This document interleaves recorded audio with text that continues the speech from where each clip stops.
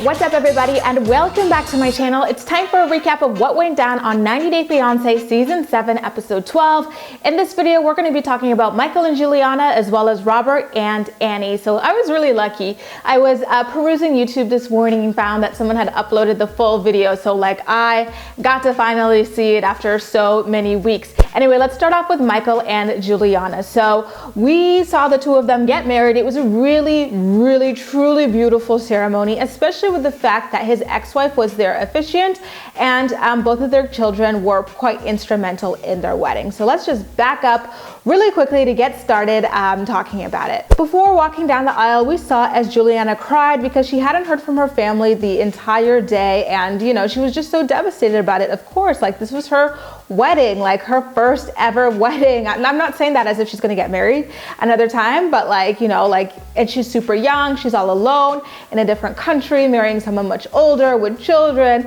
an ex-wife, it's a lot. And I am sure she really needed that reassurance from her family, and it was sad that it never came on that day, but she did manage to pull it together and walk down the aisle looking absolutely breathtaking as ever. Something that struck me as particularly funny was that Michael's ex-wife was actually a lot more emotional about seeing Juliana walk down the aisle than Michael himself. It was super duper cute. And before starting off the ceremony, she wanted to let everybody know how unconventional this whole thing was, with her giving the speech as his ex-wife, marrying him off to this new, much younger woman, he imported from another country. It is a lot to take in, and she reassures everyone that the relationship is very loving, it's very amicable between everyone, and that their kids have never been happier than they have been since Juliana came to America. And I just thought that that was absolutely priceless. I just feel so happy every time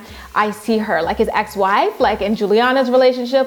It just makes me so freaking happy for the entire family to see. And after that, their kids said a few words about how happy they are, how much they love Juliana. And then at the very end, we find out that Juliana actually did Michael's daughter's hair, and I just was so close to crying about how freaking sickeningly adorable and beautiful this family is. I truly love them. I think this is my favorite family that I've ever seen come from the show. I've never seen such a loving unit.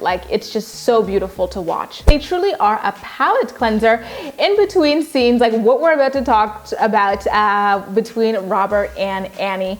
Now, Robert and Annie went shopping for some cheap corporate pumps for her to wear to their wedding, and Robert is very eager to redeem himself after allowing his family to pounce all over her and drag her through the mud the other night. So he is offering to let her buy anything she wants, no matter the cost. And that sounds great in theory, but there's a reason he took her to a cheap outlet store, right? So he could say that and really floss over there. So he lets her know that's never going to happen again. I'm always going to have your back. And so we get to see him put that to the test. The next time that we see them, they are out for lunch with Stephanie and her husband. Remember, Stephanie is the porn star grandmother of Bryson. And so they're all out to lunch, and her husband is really trying to butter up Annie to make up for the previous fight that they had. I didn't get to watch the episode, so I don't know what went down.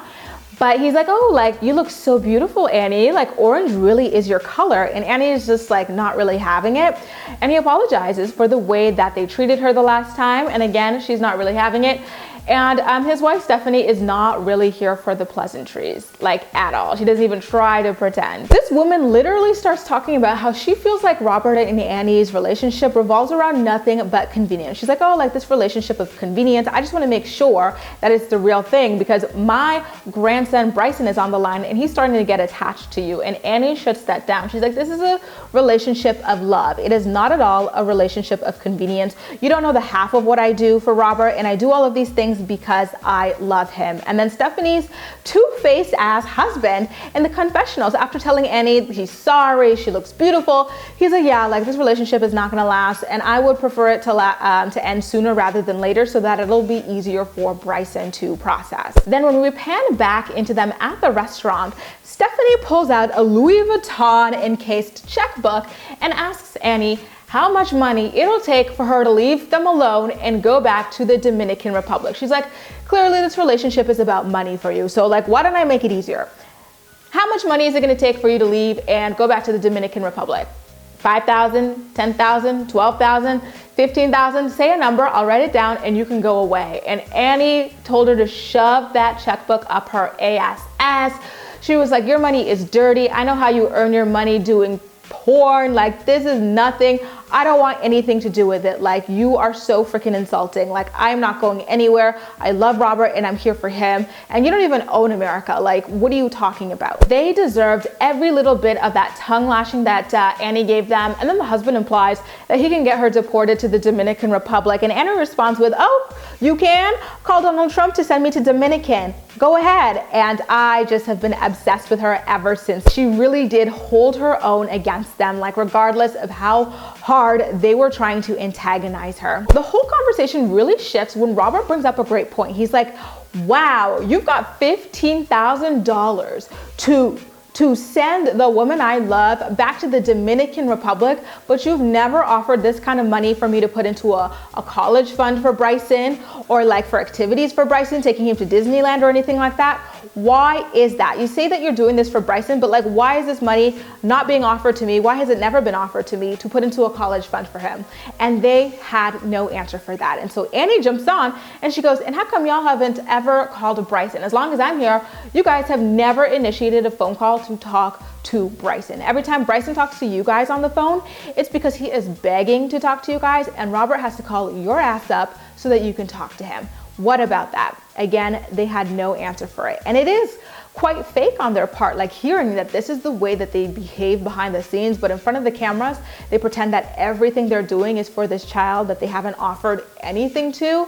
And on top of that, when you remember that Bryson doesn't even have his own bed, and they're over here willing to give $15,000 to get rid of Anny for Bryson, meanwhile he's sharing a bed with her as a stranger, and they, you know, all it costs is a couple $100s for a new bed. Like, that does not make any kind of sense at all. And I am so glad that Robert and Anny exposed the fakery. Like I said earlier, Stephanie's husband is so two-faced and fake, but I have to admit, I about dropped dead of laughter when in the confessionals after like their, you know, lunch date from hell, he goes, you know what, like, she didn't take the money now, but I saw that glimmer in her eyes. Like, she is relieved to know that this kind of money is sitting there for when she's ready to just go back to the Dominican Republic. Like, you know, maybe they don't want to take it on the first try, but like, it's certainly going to be happening, and we will be there waiting to help send her back to the Dominican. And they both seem so ecstatic and proud of themselves, like they really did something. And it made me laugh. Like, they're just so freaking comical. I definitely think that this was a producer-driven plot.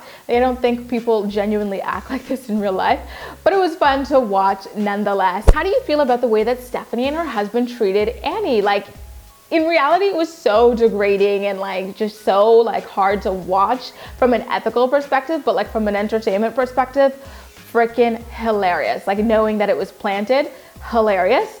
And I'm also curious what you felt about Michael and Juliana's wedding ceremony. How beautiful was it? And how gorgeous are they as like such a loving blended family?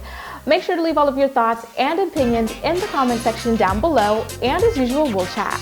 That's all for now. Thank you so much for watching, and I'll see you next time.